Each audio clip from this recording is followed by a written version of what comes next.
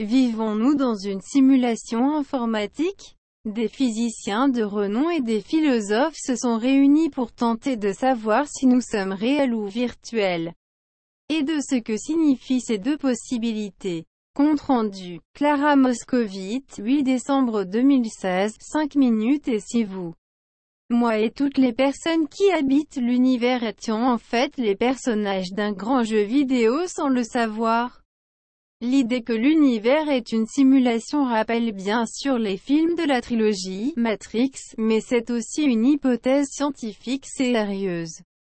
Des chercheurs ont réfléchi à la question lors du congrès annuel Isaac Asimov Memorial Debate, qui s'est tenu en avril 2016 au Muséum américain d'histoire naturelle, à New York. Neil deGrasse Tyson, modérateur du débat et directeur du planétarium du muséum, estime à 1 chance sur 2 la probabilité que notre existence ne soit en fait qu'un programme sur un disque dur. Je pense que la probabilité est très élevée, explique-t-il. Pour étayer son propos, il pointe du doigt l'énorme écart entre l'intelligence humaine et celle des chimpanzés.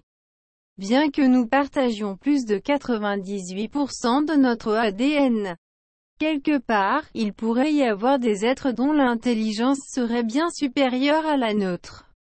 À côté d'eux, nous passerions pour de profonds imbéciles, souligne-t-il. Et si c'est le cas, il m'est facile d'imaginer que toutes nos vies ont été créées par des entités supérieures pour leur divertissement. Un des arguments populaires en faveur de l'hypothèse de la simulation informatique a été avancé en 2003 par Nick Bostrom, philosophe à l'université d'Oxford. Il a suggéré qu'une civilisation avancée et disposant d'une énorme puissance de calcul pourrait avoir décidé de faire revivre ses ancêtres par des simulations. Ils auraient probablement la capacité de lancer plusieurs de ces simulations, au point qu'une grande majorité des consciences qui existent seraient en fait des consciences artificielles au sein de ces simulations. Dès lors, de simples statistiques suggèrent qu'il est bien plus probable que nous fassions partie de ces consciences simulées. Il existe d'autres raisons de penser que nous sommes virtuels. Par exemple, plus nous en apprenons sur l'univers, plus il semble basé sur des lois mathématiques. Ce n'est peut-être pas un fait, mais plutôt une fonctionnalité de l'univers dans lequel nous vivons. Si j'étais un personnage de jeu vidéo, je finirais bien par découvrir que les règles qui régissent mon monde sont complètement rigides et mathématiques, explique Max Tegmark, cosmologiste à l'Institut de technologie du Massachusetts, MIT. Ce n'est que le reflet du code informatique dans lequel il est écrit. Par ailleurs, des idées issues de la théorie de l'information ne cessent de faire leur apparition en physique. Au cours de mes recherches sur les quarks, les électrons et la supersymétrie, j'ai découvert un phénomène très étrange, explique James Gates, physicien à l'Université du Maryland. Je suis tombé sur des codes correcteurs d'erreurs, similaires à ceux qui permettent aux navigateurs web d'afficher correctement des informations. Pourquoi se sont-ils retrouvés dans mes équations? Cela m'a amené à prendre conscience que je ne pouvais plus considérer des gens comme Max Tegmark comme simplement fous, une once de scepticisme pourtant. Tout le monde n'est pas d'accord avec ce raisonnement.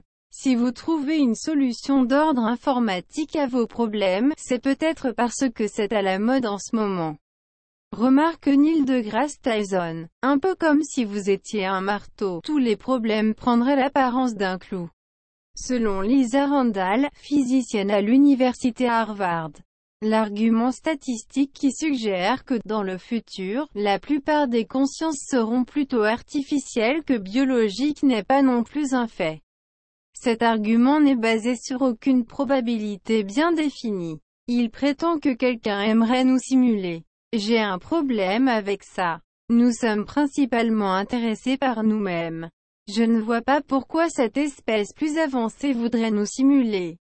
Lisa Randall a admis qu'elle ne comprenait pas pourquoi d'autres scientifiques trouvaient stimulante l'idée que l'univers est une simulation. En fait, je suis très curieuse de comprendre pourquoi tant de personnes trouvent cette question intéressante. Pour elle, les chances que cette idée s'avère vraie sont nulles. De telles hypothèses existentielles sont souvent impossibles à tester, mais certains chercheurs peinent